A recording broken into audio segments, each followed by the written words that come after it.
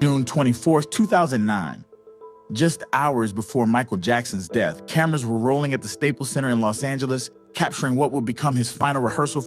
The world eventually saw some of this footage in the documentary This Is It, a celebration of Michael's talent, a tribute to his legacy, a glimpse of what could have been. But what they showed you, that was the edited version. There were moments captured that day, disturbing moments, heartbreaking moments, moments that raised serious questions that Michael's family desperately wanted erased from history. Some of that footage made it into the final cut. Some of it was buried, and some of it's been the subject of controversy and speculation for over 15 years. Today, we're diving into the footage that almost didn't see the light of day. The moments that made Michael's family say, "The world can't see this." Let's get into it. First, let's talk about what the This Is It footage was originally supposed to be. It wasn't meant to be a documentary. It wasn't meant to be a tribute film. It was never supposed to be seen by the public at all. The cameras at those rehearsals were there for archival purposes and to help Michael review his performances. He was a perfectionist. He wanted to watch playback, analyze every move, every note, every lighting cue. The footage was supposed to be private, for Michael's eyes only and maybe his creative team. Then Michael died, and suddenly this private rehearsal footage became the most valuable piece of film in the world. At AEG Live, the company promoting This Is It tour, owned the footage. They'd invested millions into the production, and with Michael gone, they were facing massive financial losses, insurance claims, lawsuits, refunds for millions of tickets. Someone had an idea. What if we turn this rehearsal footage into a movie? Within days of Michael's death, negotiations began. Sony Pictures paid $60 million for the rights to create a documentary using the rehearsal footage. $60 million for footage that was never meant to be seen publicly. The Jackson family was horrified. Katherine Jackson, Michael's mother, didn't want the footage released. She thought it was exploitative.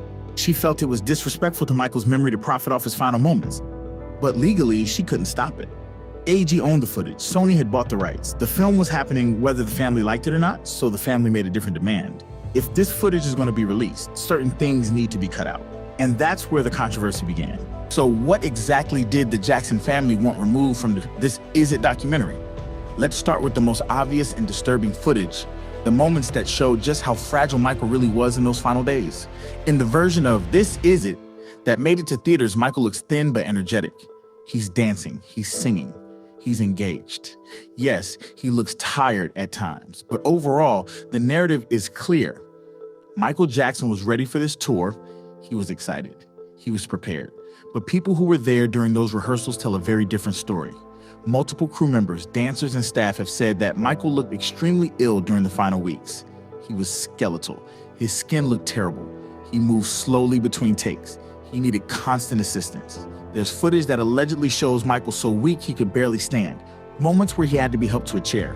Times when he forgot lyrics or missed cues. Something that Michael Jackson of old would never do. The family wanted those moments gone. Why? Because they didn't want the world to remember Michael as weak, sick, or frail. They wanted his legacy to be the king of pop at his peak, not a dying man struggling through rehearsals. But there's something else, something even more disturbing. The family also wanted footage removed that showed Michael expressing concerns about the tour.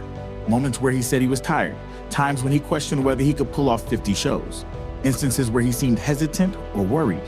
Why does that matter? Because if Michael was on camera expressing doubts about his ability to do the tour, it raises serious legal questions. Was he being pushed too hard? Was AEG negligent? Did people ignore warning signs? The family was preparing for a wrongful death lawsuit against AEG, a lawsuit they would eventually file in 2010. Any footage showing Michael in distress or expressing concerns could be used as evidence. So the demand was clear: remove anything that makes Michael look too sick, too weak, or too concerned about the tour. But here's the problem. You can't just delete reality. Despite the family's objections, some concerning footage did make it into the final version of This Is It. If you watch the documentary closely, and I mean really closely, you can see moments that slip through. There are shots where Michael looks almost skeletal. His clothes hang off him, his cheekbones are sharp, his eyes look sunken. There's a moment during the rehearsal of They Don't Care About Us, where Michael is barely moving. He's going through the motions, but there's no power behind it. The backup dancers are giving 100% energy. Michael looks like he's conserving every ounce of strength he has. There's footage of Michael sitting in a chair, bundled up in layers of clothing despite being indoors, looking cold and withdrawn. His body language screams exhaustion. And then there are his hands. Throughout the documentary, if you watch Michael's hands, you can see they're shaking. Not constantly, but in certain moments. Tremors. Small but noticeable. Why would his hands be shaking? Some say it was side effects from the medications he was taking. Others say it was malnutrition. Some believe it was neurological damage from years of prescription drug use. Whatever the cause, it's there on camera. And the family couldn't remove it without making the documentary look obviously edited and manipulated. But here's what really got people talking: the audio. In one scene, Michael is heard saying to the director, "I'm cold. I'm always cold." It's a brief moment, easy to miss. But once you hear it, you can't unhear it. Being constantly cold can be a sign of poor circulation, malnutrition, or serious illness. It's not normal for someone about to embark on the most physically demanding tour of their career. There's another moment where Michael says, "I can't do it like I used to." Again, brief, but telling. These weren't triumphant statements from a confident performer. These were admissions from someone who knew his body wasn't cooperating. The family fought to have these audio moments removed or at least turned down in the mix. Some were, but some remained. And then there's the most controversial piece of footage that made it into the film.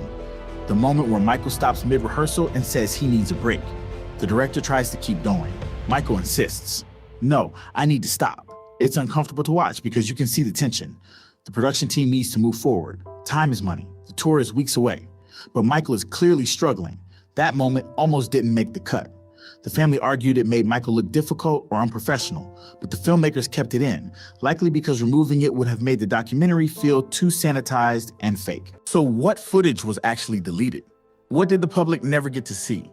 We may never know the full extent, but over the years, people who worked on the production have leaked bits of information. According to multiple sources, there was footage of Michael collapsing during rehearsal. Not fainting, but his legs giving out, requiring crew members to catch him and help him to a seat. That footage, gone. There were allegedly multiple takes where Michael's voice completely gave out, where he couldn't hit notes, where he had to stop mid-song because he didn't have the breath support. Those takes? Not in the documentary. There was reportedly footage of Michael having what appeared to be an argument with tour director Kenny Ortega, raised voices, frustration.